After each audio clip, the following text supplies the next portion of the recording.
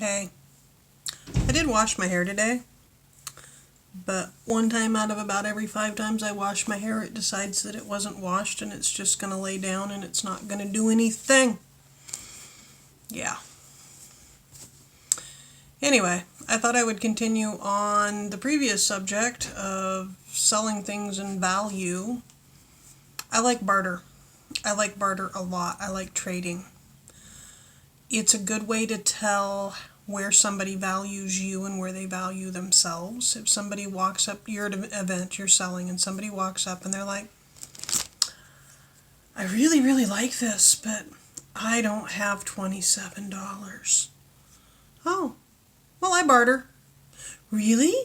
I have these pebbles and nuts. They're worth $27. No, they're not. You would not believe how many people try to pass off $2.23 worth of garbage as something handmade and special, and you should give them equal value. But at the same time, somebody walks up and they say, I really, really like this, and you're like, well, I barter, and they go, oh, would you trade brand new hand knit socks for this? Yeah, absolutely. So barter can work. Barter can work really well. There have been a number of times where somebody has tried to overpay in barter, and I'm like, and take this, and take this, and take this. Because I value their item higher and they have self-esteem issues, so they're valuing it too low. I like barter a lot. That was the continuation of that. Then on here I have written down...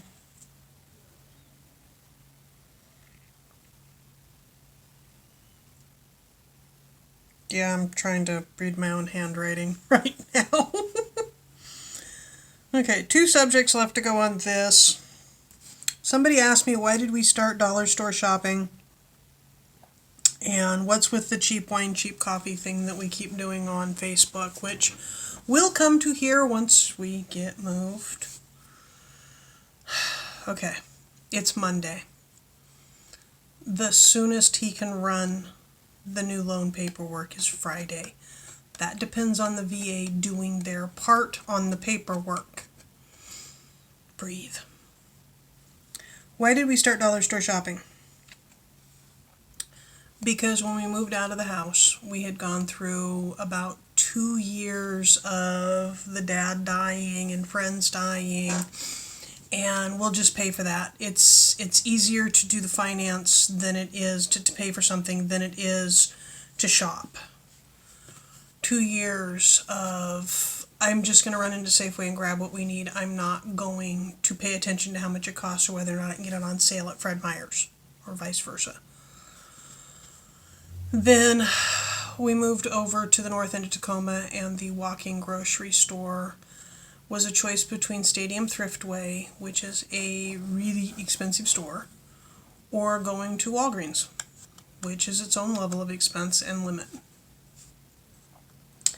Then we moved to Hawaii, which should have been cheap food, but I started getting sick from cheap food, and I got sicker from cheap food, and then we wound up having to buy almost exclusively pre-prepared food from Safeway in Hawaii.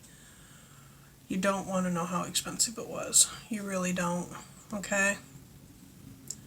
When we got back to here, we're talking 3 years, 4 years of not paying attention to pricing, and I saw something, I'm like, that's a ridiculous price for that. And the woman walking by goes, I haven't seen it that cheap in years. And it was kind of like, oh.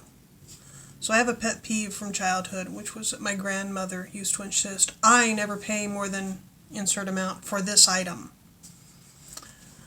The blow up for me was when she insisted that she never paid more than 20 cents each for pot pies, and I had never in my life seen them 20 cents each. Okay, which to me was like, so you're never buying pot pies again because stuff goes up in price.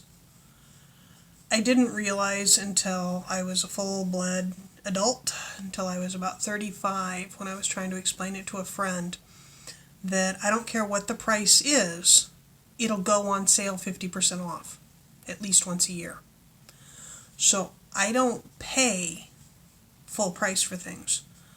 I look for the sales, and the sales need to be 35 to 40% off before I'll consider them.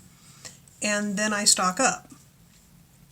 Because if you have bug-proof buckets, you can buy all of your flour and your sugar during the holiday baking season when it's all on loss leader, and then coast through the rest of the year without having to buy flour or sugar. And the difference is 99 cents a 5-pound bag versus $2.99 a pound. It's a big difference. Okay, it's a $15 difference. Or IKEA has these. They always have these. They fluctuate from $1.49 to $3 for $2.50. I buy them when they're on sale, $3 for $2.50 versus $1.49 each. Okay? It's a huge difference. Knowing that things go on sale, I know to always only pay half price, thereabouts.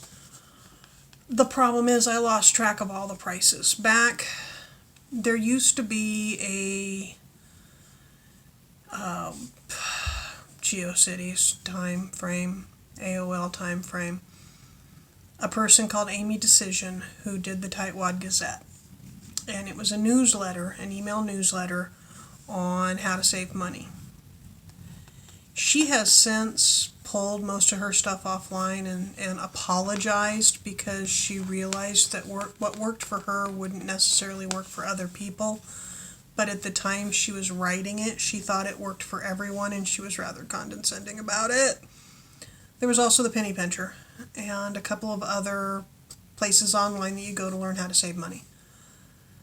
One of the premises they all recommended was spend some time, get a notebook, write peanut butter on a page, and then when you go to the store or when you get the sales flyers, Jif is this much on sale, Skippy is this much on sale, Adams is this much on sale, Generic is this much on sale, and have this shopping book where you're keeping track of the prices. So you go to the store and corn is on sale, Del Monte corn is on sale, and you flip to corn and you go, well, Del Monte corn is on sale here, but I can buy it off the shelf not on sale, cheaper over at this other store, because you're keeping track of what stores have what sales. It's a whole big, long, complex program. It's good. And if you're good with computers and you do spreadsheets, it's great.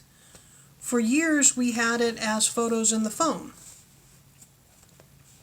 For years, I had it just with the memory. Okay, I know the last price I saw that. I know how much it is. These run $1.89 at the convenience store. They run $1.39 at Winco, and you can find them for 99 cents each if you're watching sales. The problem is, in my mind, this should still only be 49 to 59 cents. But in Hawaii, it's $3. So we got to a point where I couldn't keep track of the prices. I didn't know the prices anymore. And the easiest way to reset your brain on what's a good buy and what's not a good buy is to shop as cheap as possible for about a year. We did the $1 a day challenge many, many years ago. Can you eat on $1 a day? All your meals, all your food, all your snacks, all your drinks for $1 a day. It's easier than you think if you really, really try. Now, that challenge was done before this last batch of inflation, and I think that it should now be about $3 a day, but that's a different story. So, we set a challenge to ourselves when we moved in here because we wanted to save some money because we want to get a house. To try to shop the dollar store, try to shop only things that cost $1 or less. Shop at Winco over Fred Meyer's. Shop the grocery outlets over the name brands, and try to cut the grocery bill substantially. We eat a lot of beans and rice. We eat a lot of quesadillas and street tacos. There's only so far you can cut your diet before you're having problems, and with my gut problems to begin with, we have to be really, really careful. But there's certain cheap things that you can get at the dollar store that are substantially cheaper than buying them at a regular store. So my concession to that was that I would try to find cheap coffee because I'm a coffee snob. I really want my expensive coffee. I really want my good tasting coffee. I had a really nice cup of coffee yesterday. Yeah. And the hubby drinks a bottle of wine a week. And I started teasing him about $10 bottles. And he conceded that he would buy the cheapest bottle he could find. And that resulted in the $3 bottle and then the $2 bottle. And last week he found a $1 bottle of wine, which would make a good cooking wine.